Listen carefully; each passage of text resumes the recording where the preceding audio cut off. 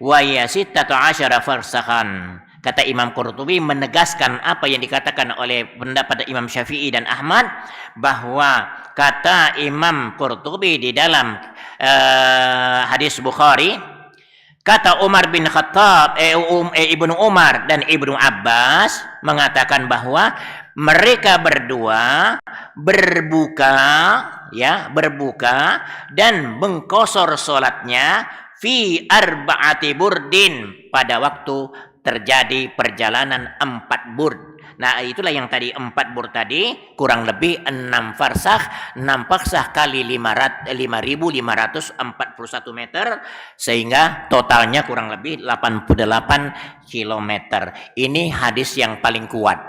Ini yang paling kuat. Ini yang dikatakan hadza huwal masyhur. Ini yang paling masyhur. Jadi jamaah sekalian yang saya hormati, ini yang dikatakan oleh Imam Syafi'i. Jadi kita tidak usah, walaupun kita memang melihat di masyarakat kita ada yang begini, seperti kemarin kita menyampaikan di materi pertama kita, kan memang banyak sekali pendapat yang mengatakan ada orang nak pergi dari Perumnas umpamanya, pergi ke pasar 16 nak belanja untuk persiapan lebaran, capek di perjalanan, mampir be makan bakso, makan be minum es. Karena ngapo? Itu kan perjalanan dari Sako ke pasar 16 dianggap sudah perjalanan. Kan yang namanya perjalanan ya perjalanan, mau pendek kayak mau sedang kayak mau jauh kayak, yang penting melaksanakan perjalanan. Sampai Az-Zahiri mengatakan yang diperbolehkan berbuka puasa tuh yang ada penyakitnya. Penyakit apa be? Penyakit ringan. Tidak, karena di dalam Al-Qur'an, in kuntum marda aw ala safarin tadi, mardonya ini sakitnya tadi tidak disebutkan sakit kerasnya dan lain sebagainya. Maka inilah dalilnya Az-Zahiri mengatakan walaupun ibaratnya sakit gigi boleh menurut Az-Zahiri. Tapi kita galak dak cak itu. Karena ngapo? Walaupun kita tidak berpuasa, kita harus membayar di hari-hari yang lain. Lemaklah kita berpuasa sekarang daripada mengkodok dewe berat, ya. Untuk berpuasa sementara orang baca makan, baca minum, baca ini dan sebagainya, sementara kita berpuasa mengkodok, maka lebih baik kita tidak usah meremehkan, mempermudah yang namanya perjalanan dan jarak untuk boleh diperbolehkan untuk berbuka puasa. Lebih baik kita laksanakan. Makanya Al-Quran mengatakan bahwa wa antasumu khairul lakum, berpuasa adalah lebih baik bagi kalian. Jemaah sekalian yang saya hormati yang demikian Allah Subhanahu wa taala, mungkin itu saja dulu. Mungkin ada yang ingin curhat sedikit sebagaimana yang saya sampaikan tadi. Mungkin ada yang ingin curhat-curhat, silakan. Kalau ada yang ingin menyampaikan, silakan 1-2 boleh. Baiklah para jamaah sekalian, telah kita dengarkan bersama ceramah yang disampaikan guru kita Al-Ustadz Kiai Haji Nur Hashim MA. Dan kami informasikan kepada para jamaah yang ingin bertanya, silakan untuk mengangkat tangannya dan menuju ke mikrofon yang telah disediakan dengan menyebutkan nama dan alamatnya.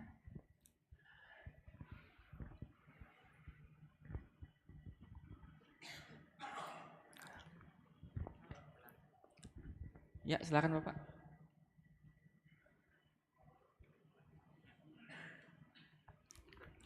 Maju ke sini, maju.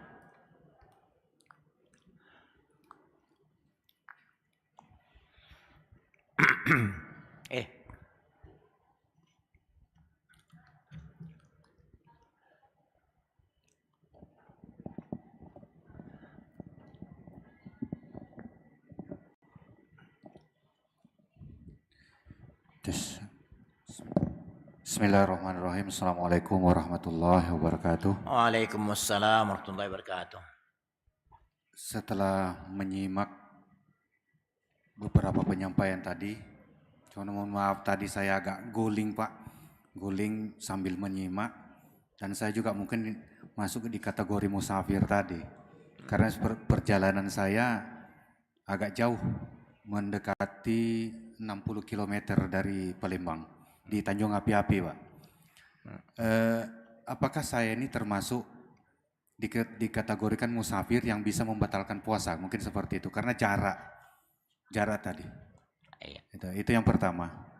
Yang kedua, ada yang mengganjal selama ini di dalam, bukan selama ini, baru-baru ini saya dapatkan sebuah kalimat, kalau itu benar, berarti apa yang kami laksanakan selama ini salah.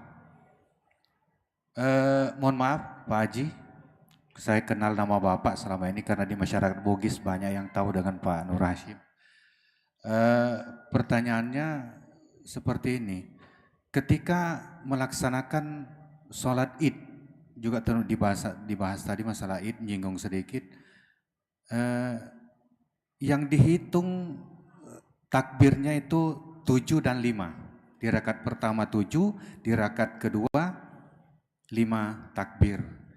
Nah yang ingin saya tanyakan, mana yang lebih baik setelah kita usolli sunnatal idul fitri rakaataini ma'muman lillahi ta'ala, Allahu Akbar, membaca subhanallah walhamdulillah wala ilaha illallah wallahu akbar, Allahu Akbar, atau sebaliknya kita usolli sunnatal idul fitri rakaataini ma'muman lillahi ta'ala, Allahu Akbar, kita takbir 2 kali lagi Allahu Akbar, baru membaca subhanallah walhamdulillah wala ilaha illallah wallahu akbar, baru takbir lagi, hitung sampai 7 kali. Mana yang lebih? Karena ini yang terjadi terbalik. Sebabnya kalau tidak salah di dalam Al-Quran itu dikatakan bertakbirlah dulu baru bertasbih. Nah itu yang ingin saya tanyakan. Kalau ini perlu diperbaiki, salah yang kita laksanakan selama ini, begitu banyak kesalahan-kesalahan yang kita lakukan selama ini karena masyarakat kita banyak yang cuma mengikuti tanpa ada guru yang membimbing. Itu. Kemudian satu lagi Ustadz yang ingin saya tanyakan, bacaan yang karena ada 2 pendapat yang berbeda, membaca Fatihah setelah setelah sholat kita makmum membaca Fatihah sesudah atau sebelum imam membaca Fatihah. Itu, terima kasih. Demikian, Assalamualaikum warahmatullahi wabarakatuh. Waalaikumsalam warahmatullahi wabarakatuh. Terima kasih pertanyaannya. Untuk yang pertama tadi, masalah jarak tinggal tadi kurang lebih 60 kilo. Nah, yang disepakati oleh ulama kita, yang artinya yang masyhur, ya, walaupun sekali lagi ada yang mengatakan, ya, seperti Az-Zahiri kita mengatakan tadi, pendapat Az-Zahiri yang sangat mudah, yang sangat enteng tadi, bahwa perjalanan itu perjalanan pendek jadi juga. Tapi apakah itu yang kita pakai? Tentunya kita ingin pakai yang lebih bagus. Artinya yang lebih kuat dalilnya. Yang lebih kuat dalilnya apa? Yang dikatakan oleh Imam Syafi'i, beberapa riwayat yang mengatakan bahwa kalau nak diukur dengan kilometer, ya, sesuai dengan hadis Rasulullah mengatakan, ya ahla Makkah la taqsuru fi adna armin arba'ati burdin. Janganlah kamu mengkosor solat. Tadi mengkosor solat ini dikiaskan dengan perjalanan yang jauh, ya. Jadi janganlah kau mengkosor solat kurang daripada 4 farsakh. 4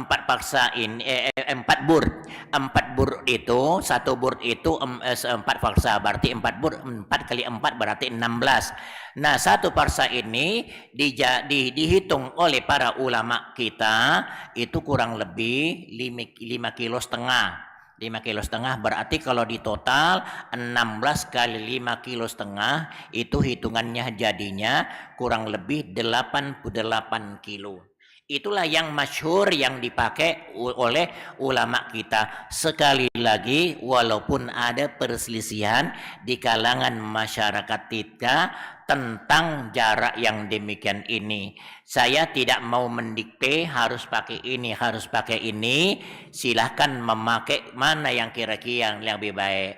Tentunya kita mempunyai yang mana yang logis di dalam pikiran kita. Tentunya ada yang mengatakan kan saya perjalanan. Memang perjalanan dari rumah ke pasar itu sudah perjalanan. Tapi perjalanan apakah ini yang diperbolehkan untuk melaksanakan tidak melaksanakan puasa? Sementara yang lebih masyhur yang disepakati oleh ulama kita apa yang dikatakan oleh Imam Syafi'i dan Ahmad bin Hambal, yaitu kalau hitungan jarak kurang lebih 88 km atau 90 km. Yang kedua, adapun masalah salat Id, ya, masalah salat Id, setahu saya apa yang kita laksanakan ini itulah yang di mana-mana dikerjakan oleh orang muslim seluruh dunia, yang setahu saya. Karena saya juga melihat negara-negara lain hampir sama yang kita kerjakan. Yang kita kerjakan, ya, Allahu Akbar itu setelah takbiratul ihram. Ya, usolli sunatal Idul Fitri raka'ataini ma'muman lillahi ta'ala. Allahu Akbar. Ada imamnya yang memakai doa iftitah. Ada imam yang tidak lagi memakai doa iftitah karena menganggap doa iftitah itu adalah sunnat, tidak merusak sholat andai kata kita tidak mengerjakannya. Nah, yang masyhur adalah langsung kita bertasbih subhanallah walhamdulillah wala ilaha illallah wallahu akbar baru takbir. Jadi saya belum menemukan dalil yang kuat yang mendahulukan takbir dulu. Sholli sunnatal Idul Fitri raka'ataini mustaqim qila ma'muman lillahi ta'ala. Allahu Akbar. Allahu Akbar. Subhanallah walhamdulillah wala ilaha illallah wallahu akbar. Setelah takbiratul ihram, maka baca tasbih baru dihitung takbir pertamanya. Itu yang masyhur, ya. Ya, yang jelas masalah ini masalah fikih pasti ada perselisihan. Karena sekali lagi kalau berbicara masalah fikih jangan mengatakan satu pendapat. Itu pasti ada mengatakan kaulani, dua pendapat atau akwal beberapa pendapat. Kemudian yang ketiga, masalah membaca Fatihah. Apakah membaca Fatihah berjamaah ini makmumnya baca Fatihah sebelum imam atau cak mano? Yang jelas imamnya dulu membaca Fatihah. Imamnya membaca Fatihah kecuali itu sholat sir. Sholat sirriyah, artinya sholat sirriyah ini sholat yang tidak dijaharkan seperti sholat zuhur dan sholat asar. Maka Fatihahnya itu berbarengan dengan imamnya. Imamnya membaca, umpamanya usolli fardhu zuhri arba raka'atin mustaqbil imaman lillahi ta'ala. Allahu Akbar. Imamnya setelah membaca doa iftitah kemudian membaca Al-Fatihah, bismillahirrahmanirrahim, alhamdulillah dan seterusnya. Kemudian pada saat makmumnya juga demikian, Allahu Akbar, membaca doa iftitah, kemudian terus disambung lagi dengan membaca surah Al-Fatihah.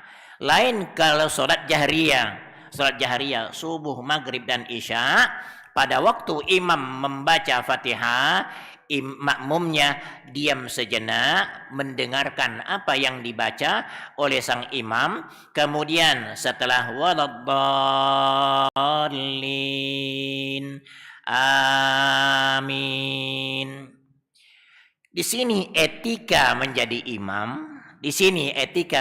imam. Ya, artinya tidak ini etikanya baik ya, tapi tidak merusak di dalam sholat. Hanya adab bahasanya itu tata keramanya di dalam melaksanakan sholat berjamaah.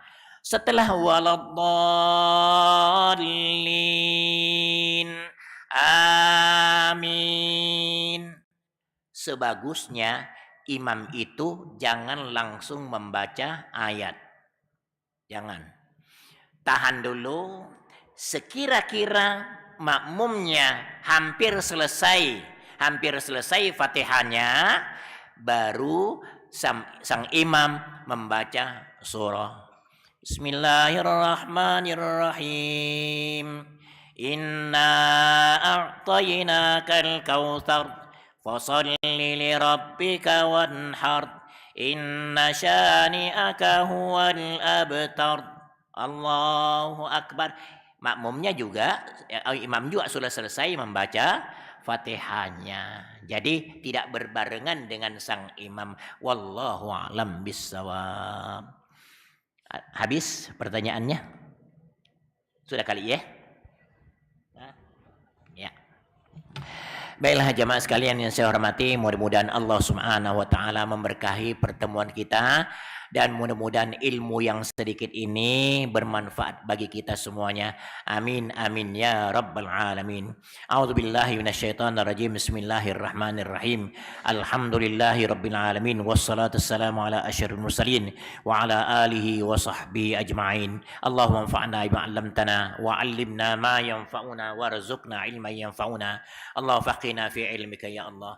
Faqina fi kalamikal 'azim wahdina subulas salam binurikal haqqi ya Allah ya rabbal alamin. Allahumma arinal haqqa haqqa wartiba'ah wa arinal batila batila wartinaba ya Allah ya rabbal alamin. Allahumma ja'al jam'ana hadha jam'an marhuma wa tafarruqana min ba'di tafarruqan ma'suma ya Allah ya rabbal alamin. Rabbana atina min ladunka rahmah wa hayyi' lana min amrina rasyada. Rabbana atina fid dunya hasanah wa fil akhirati hasanah wa qina adzabannar wa qina adzabannar wa qina adzabannar. Walhamdulillahi rabbil alamin. Terima kasih segala perhatiannya. Mohon maaf segala kekurangan. Billahi taufiq hidayah. Assalamualaikum warahmatullahi wabarakatuh. Waalaikumsalam warahmatullahi wabarakatuh. Alhamdulillah telah kita dengarkan bersama ceramah yang disampaikan oleh guru kita